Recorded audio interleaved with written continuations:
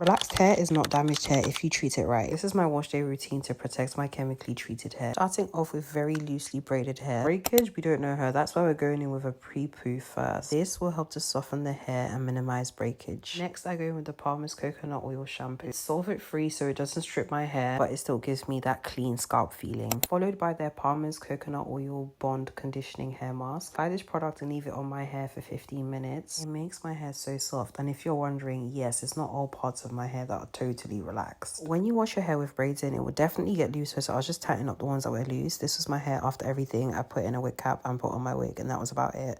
All these products are available at Superdrug or Ocado.